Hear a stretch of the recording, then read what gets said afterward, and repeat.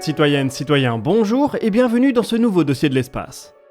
Il est si difficile d'aller en orbite. Les fusées modernes doivent brûler des quantités incroyables d'énergie pour envoyer quelques centaines de kilos ou quelques tonnes tourner autour de la Terre.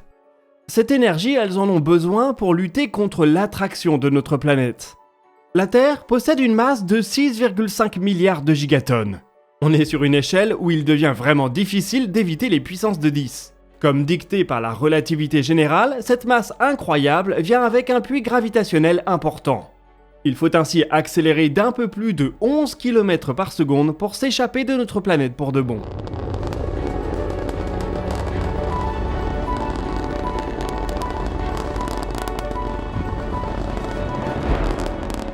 Les choses seraient tellement plus simples si on pouvait pendant un instant, dans un petit volume, annuler les effets de la gravité. On s'échapperait de la Terre d'une simple poussée du pied, on pourrait voyager dans l'espace-temps en ligne droite, et qui sait, on pourrait peut-être même survivre à un trou noir. Ce sont des perspectives qui font rêver mais qui ne sont pas vraiment ancrées dans la physique. Il n'existe aucun phénomène ou cadre théorique qui autorise l'antigravité. Enfin, quand on va chercher du côté des travaux les plus hypothétiques, on trouve parfois des pistes. Il est bon ici de rappeler que ces dernières sont extrêmement improbables. Si on regarde les choses en face, la vidéo d'aujourd'hui n'est qu'un plaisir coupable qui va plutôt nous aider à comprendre pourquoi la gravité semble universelle.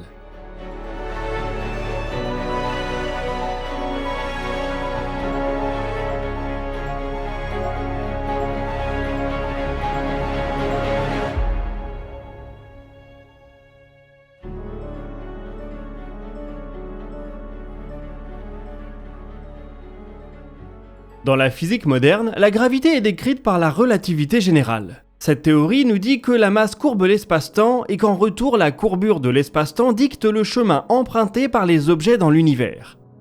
Dans un cadre relativiste, pour développer une technologie d'antigravité, il faut donc trouver des objets ou des phénomènes qui annulent la courbure de l'espace-temps ou qui y échappent. Pendant de nombreuses décennies, on s'est posé des questions à ce sujet concernant l'antimatière. L'antimatière est composée de particules identiques à celles qu'on connaît, mais disposant d'une charge électrique opposée. Un électron de charge négative a pour antiparticule un positron de charge positive. Si la charge électrique d'un positron change, qu'en est-il de son comportement face à la gravité ?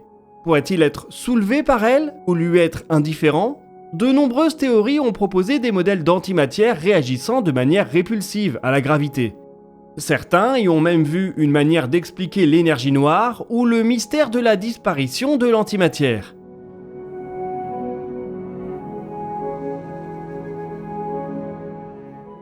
Si la matière et l'antimatière réagissent différemment à la gravitation, cela pourrait expliquer pourquoi on ne trouve presque pas d'antimatière naturelle dans l'univers observable.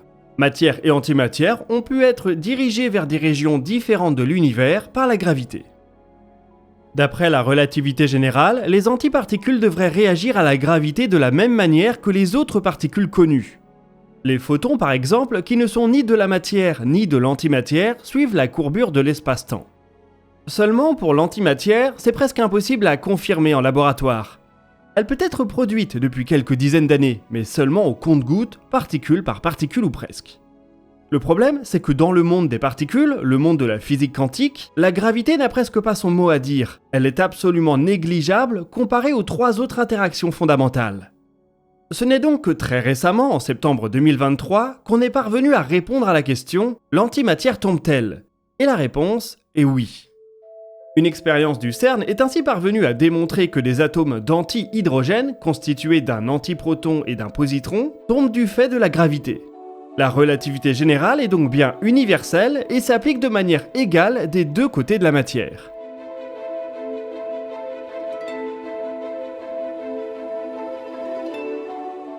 Voilà qui souffle un désespoir qui aurait pu nous amener vers l'antigravité et qui élimine un mécanisme possible pour comprendre où aurait pu passer l'antimatière. Mais ne nous arrêtons pas là, il reste possible d'explorer d'autres pistes.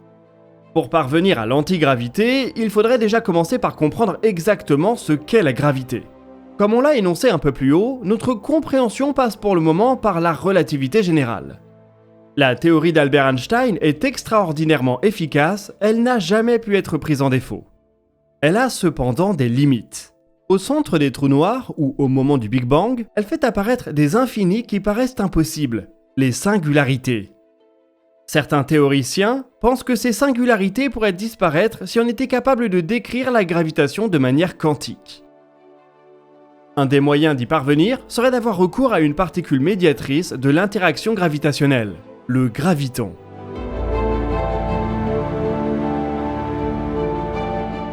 Même si elle a déjà un nom, c'est une particule dont l'existence n'est pas prouvée. En théorie des cordes, ce serait une corde fermée de masse nulle. D'autres théories imaginent un graviton possédant lui-même une masse. Si le graviton existe, et c'est un gros si, alors il deviendrait possible d'étudier ces interactions pour peut-être trouver un moyen de le neutraliser. Il y a cependant peu de chances qu'un tel mécanisme soit un jour identifié. La gravitation est universelle. Elle s'applique également à tous les objets de l'univers. Si l'humanité est aujourd'hui capable de manipuler l'électricité, c'est parce qu'il y a des matériaux conducteurs et des matériaux isolants. Si on voulait faire une analogie, on pourrait dire que tous les matériaux et l'espace lui-même est conducteur de la gravitation. Il n'existe rien qui soit un isolant gravitationnel. S'il existait un quelconque matériau capable de bloquer l'interaction gravitationnelle, on en verrait probablement les effets dans l'univers.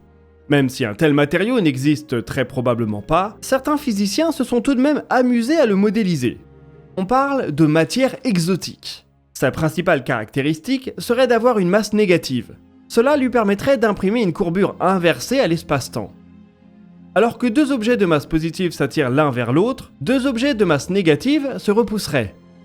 La découverte d'une telle matière ne voudrait cependant pas forcément dire qu'on aurait mis la main sur une machine à antigravité, bien au contraire. Lorsqu'on imagine des masses négatives, les choses deviennent en effet bizarres, surtout si on se met à les mélanger à des masses positives. Les masses positives s'attirent et deux masses négatives se repoussent.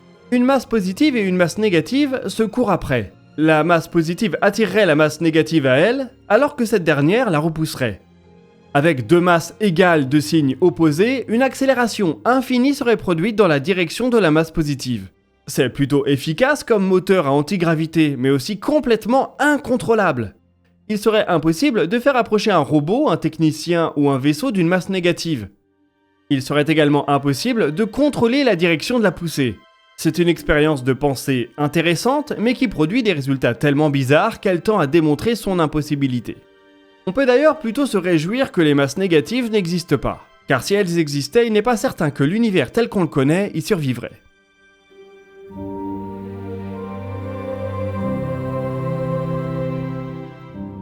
Plutôt que d'abandonner tout espoir de voir un jour une technologie d'antigravité mise au point, on peut aussi changer de perspective. La gravitation n'est pas toute puissante, elle est négligeable à l'échelle des particules et est également imperceptible à très grande échelle. Si la gravité était toute puissante, tout l'univers observable devrait se précipiter en un point, pour former au fil des milliards d'années un gigantesque trou noir. Mais ce n'est pas ce qu'on observe. Bien au contraire, l'univers est en expansion accélérée. Les galaxies lointaines s'éloignent de nous dans toutes les directions. Et plus elles sont lointaines, plus elles s'éloignent vite. Cela est dû à un phénomène qu'on appelle énergie noire, mais qu'on pourrait tout autant qualifier d'antigravité.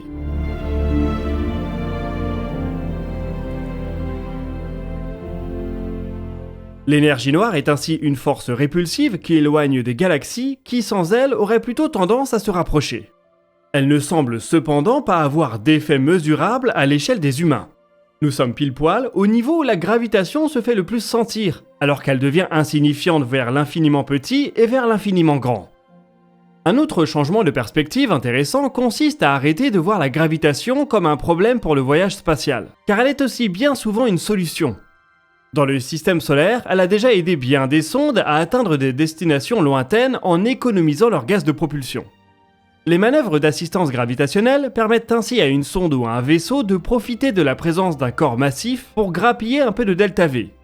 C'est ce qui permet par exemple à la sonde Bepi-Colombo de réaliser un voyage vers Mercure. Enfin, on peut aussi se rappeler que des technologies d'antigravité, il en existe déjà plein. Une table ou une chaise en sont l'exemple le plus simple. Un avion ou une fusée peuvent même faire beaucoup mieux. Il y a fort à parier qu'il faudrait à jamais fournir une accélération d'un peu plus de 11 km/s pour quitter la Terre. Ce n'est heureusement pas insurmontable. S'il existe des espèces intelligentes sur des super-terres, des planètes telluriques bien plus massives que la nôtre, elles doivent maudire les lois de la physique. Le voyage spatial serait pour elles beaucoup plus compliqué que pour nous.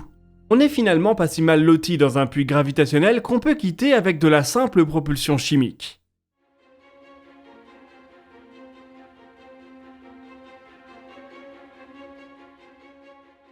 Vous l'aurez compris, il n'y a rien qui laisse aujourd'hui penser que l'antigravité puisse être possible. Il y a peu de chances pour que ce constat évolue. Isaac Newton ne s'y était pas trompé en qualifiant sa loi de la gravitation d'universelle. Cela ne signifie cependant pas qu'on a tout compris à la gravitation. Elle reste une théorie au mieux incomplète puisqu'elle reste difficile à conjuguer à l'infiniment petit et aux interactions de la mécanique quantique. Une théorie capable d'unifier les deux grands piliers de la physique, si elle voit le jour, nous fera peut-être découvrir des aspects inattendus de la gravitation. De la même manière que la relativité générale nous a permis de découvrir des phénomènes fantastiques comme les ondes gravitationnelles ou les trous noirs. Dans ces phénomènes se cachera peut-être alors une porte vers nos rêves les plus fous de science-fiction.